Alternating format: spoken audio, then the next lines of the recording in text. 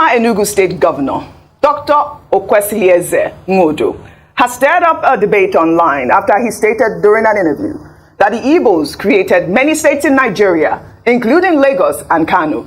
Dr. EX-GOV spoke to Symphony TV, where he also addressed several issues, including what he termed as the marginalization of the Igbos. Kaduna State House of Assembly on Tuesday set up a 13-member fact-finding committee to investigate financial transactions, loans, grants, and project executions under the 8-year administration of former Governor Nasiru EL-RUFAI. During a special session, House Speaker Honorable Yusuf Liam moved the motion on matters of public importance, asking the House to investigate the loans borrowed by the former governor, stressing that it was important for the people of the state to know how the loans were used. Fantastic.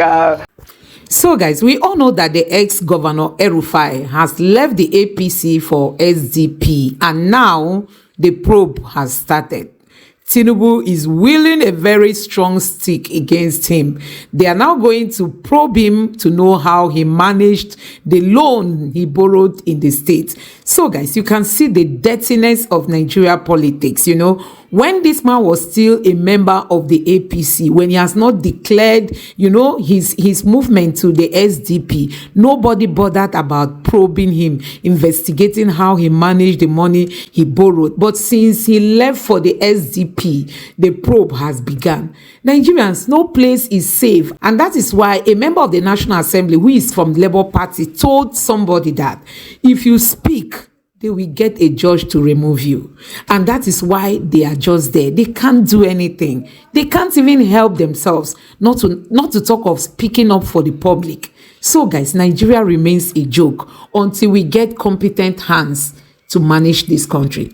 Take a look at this video. Former ENUGU State Governor, Dr. EX-GOV, has stirred up a debate online after he stated during an interview that the Igbos created many states in Nigeria, including Lagos and Kano. Dr. EX-GOV spoke to Symphony TV, where he also addressed several issues, including what he termed as the marginalization of the Igbos. Well, let's take a look before we come back for a discussion. Recently, the gentleman who was championing Oduduwa Republic and was incarcerated in a neighboring country has been released and is free and is traveled abroad. Now, Nnamdi Kanu, who was also championing the creation of Biafra, has been kidnapped, incarcerated, even after the courts have said that he has no case to answer. The Igbo see it as further telling them that they are second-class citizens in their own country, and there is a different treatment for them as compared to others. If they allowed the Igbos to thrive and to influence others positively, rather than hounding them wherever they are, I think the country would have developed faster and better. Igbos created Lagos, Igbos created Abuja, Igbos created Kaduna, Kano, most of the country, Port Harcourt. And when you have such people, it is the country for the country to use them to the country's advantage and not to continue to suppress them. Yes, EL-RUFAI, you know that this has caused a huge debate on social media as well, because only recently we had the Oba of Benin talk about the fact that the Benins built Lagos. I mean, but he didn't just mention Lagos; he also mentioned other states as well as Kano. I mean, I guess it's about context. The clip that was online was shorter than what I have just played, so that you'll understand his point, which is more of the marginalization of the Igbos, and people were drawing up conclusions. I believe there was an article, if we pull that up, where, at the time it was in 2007, where Nasiru EL-RUFAI talked about the fact that it's about, the Igbos have bought about 73% of the land in Abuja, as well as, another tweet there where someone talked about the fact that the Igbos own the manufacturing sector in Lagos. But over to you, RUFAI. Okay. So I think it's for context. I understand the talk about marginalization and all of that, but also he made a mistake. It's called the fallacy of hasty generalization. the Igbos, yes, made tremendous impact in the economic landscape of Lagos. You know, post-colonial days, the likes of the Ojuku's father and everything. But there were other also groups that made impact. So they didn't entirely create it. It was a potpourri of many groups. If you're going to go back historically, I think my very good friend and brother Eki also wrote a book on it called The Woman Line, which is the historical antecedents of the role the Germans even played in Lagos. How they were the biggest industrialists, the glacis of this world, and what they churned out in trade of palm oil, which they were using to make lubricants for. That's the late 1800s. So the British still had trading hubs. People from different nationalities, the Tapas and other people too also had trading hubs. The Igbos too made a dent, but you can't say somebody entirely created everything, because there's an historical antecedence to that. So I think that's where he made the mistake of. But you can also deny the work of the Igbos as regards entrepreneurship. I wrote a piece recently, which was supposed to be a piece, part of a book I'd been writing but I'd not finished, which is about the Igbo youth entrepreneurship system. Things like the Newi Youth League that came up in the 40s and the 50s, where people were given a chance of trading and things like this. And things about the Newi Youth League snowballed into what we call the Igba Boy today, you know, the apprenticeship system and all of that. Yeah, that made a dent on the economies of this area, as he mentioned. But entire creation, you cannot take credit for entire creation. That's why it's a fallacy of hasty generalization, because across board, many other parts, you know, where would you put Taye Olowo there? Although he played a role in the slave trade, which he has his monuments there on the Lagos Island where he's buried. You know, where would you put the likes of the Madam Tinubus of this world? You know, they played some. Where would you put the likes of the Daruchas? You know, these were the Agudaos that returned, you know, that were enslaved during the Kiriji and Jalumi wars. They got some inroads into Brazil. They came back as slaves. They came back to develop. You know, Lagos, the Waterhouse, as of 1912, 1913, I think that was about the only place where you could get some water and people could buy water. So where would you put the role of that? Where would you put the role of the Eshuba Lekos, you know, and the water bill in Lagos? Where would you put those historical antecedents? The Igbo played a role, but entire creation, no, it's a fallacy of hasty generalization. Where will you even put the role of the Benin that it goes straight back, you know, as cause historical antecedents? I'm sure that was what the Oba was trying to say, but they also made a fallacy of hasty generalization, because you also have the likes of their Aworis and the other people there. So it's a potpourri that came together. All right. I'd like your thoughts quickly. Very quickly, I just want to speak to what he said, the key points of marginalization, or this feeling of marginalization by Igbo, you know, by the Igbos in Nigeria, and then he went on further to say that, the reason why we should acknowledge is that they created. I think Rufai has spoken to that. But in terms of marginalization, OG, it's not just a feeling. It's not a conversation that's coming up for the very first time. We've heard this a number of times, and if we don't address these concerns, even though they might be whispers and now even becoming loud voices by key stakeholders, we might be having a challenge on our hands. What has been said is that we need a national identity in Nigeria where each tribe feels included. Absolutely. And feels like they are well represented at every level. We've tried different legislature, different schemes, NYSC, federal character, but it doesn't seem to have brought that needed solution to this feeling of disenfranchisement by different people and different tribes. And so one of the key things I would take away from this is that this administration must begin to work out how to bring people together in Nigeria, this oneness. If you see the vitriol on social media, especially when it comes to ethnicity and ethnic divide, it is a recipe for disaster. We have some of these people who are spokespersons, who are spokespersons of state governments, and a lot of them careless statements without any redress at all. We have to address this. There's a need for us to have a national identity where we think first as Nigerians before we start to think of ourselves as, you know, from different ethnic groups. But this will only be addressed if everyone feels included and no one feels sidelined, especially when it comes to critical things in nation building. So I think there's some merit to what he says, and it should be thought about. You know, it should be taken further, and hopefully we will be able to address this division that we currently face. Well, two quick things. The first thing is that nobody can deny the fact that the Igbos have contributed to the making of Nigeria over all times. There's no doubt about that. And that is why there's this common saying that if you go to a community anywhere in Nigeria, if you don't see an Igbo man there, leave the place. It means that that place is not prosperous. But that, that's common apocryphal saying. The second thing is that it's not only Igbos that feel marginalized in Nigeria. Virtually every group. You have active nationalism, you have had the Ijaw nationalism, you have had the Yorubas also saying that they are marginalized. Even at the time when a Yoruba man is president of Nigeria, you have had the, Hausa nationalism, you have had the Fulani people also complaining about marginalization. After all, a few days ago, somebody was quoting the Northern Elders Forum saying, okay, it was you brought the story. So now, the issue here is that this is part of the challenge of nationhood. For us to have a country where tribe or tongue may differ, all of us can live together in harmony and brotherhood. Fantastic. The number 3 point is that Section 42 of the 1999 Constitution talks about freedom from discrimination.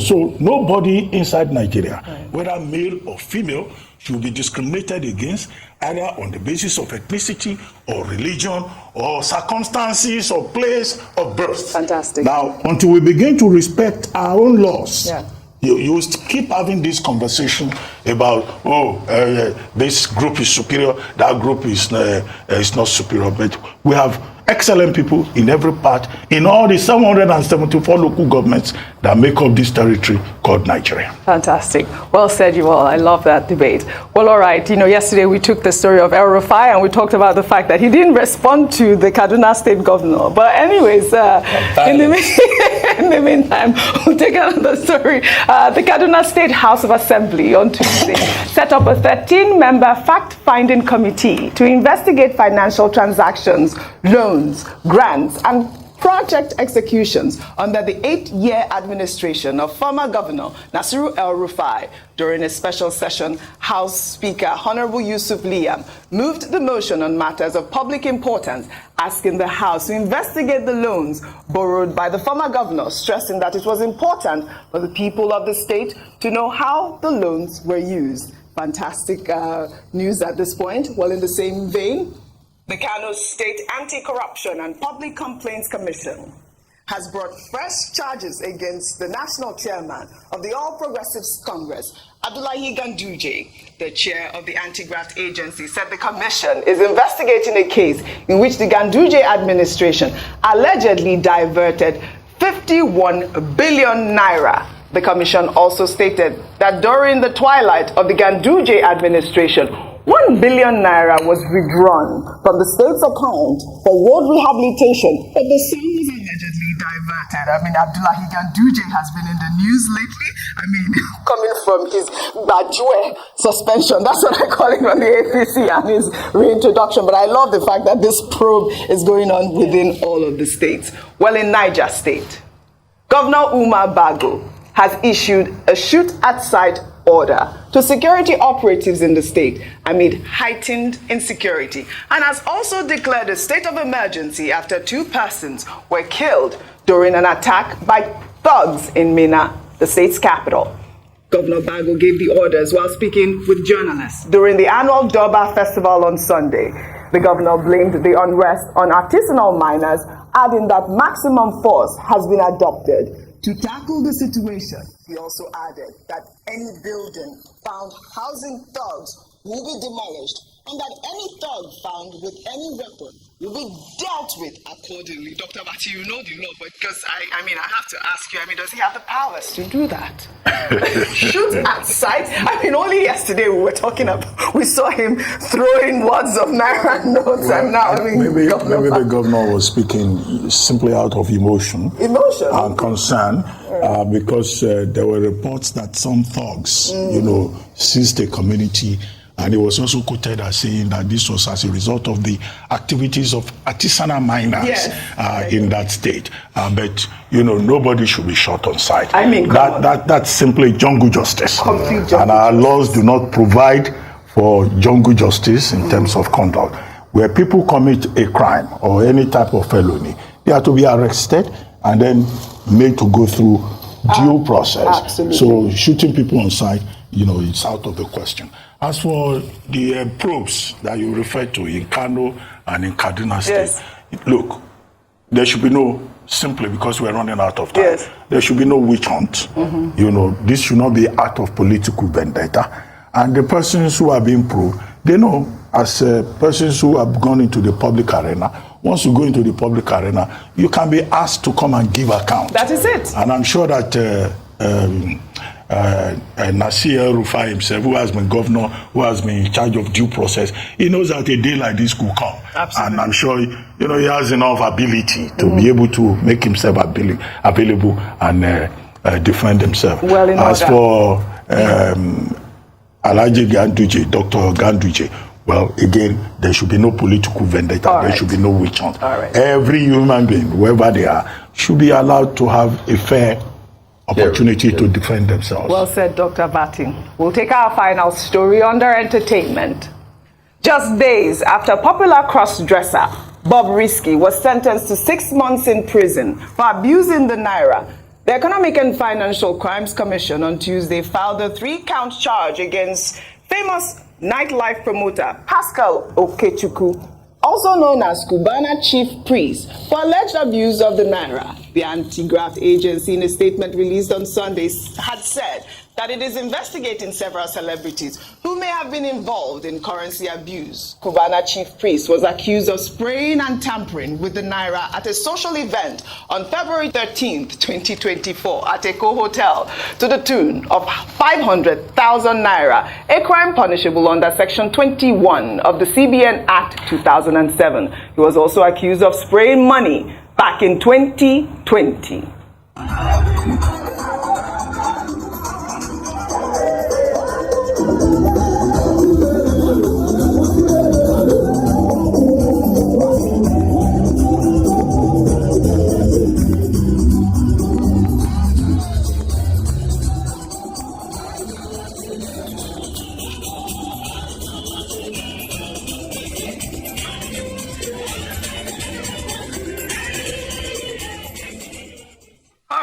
You just said he's been granted bail, but he pled not guilty.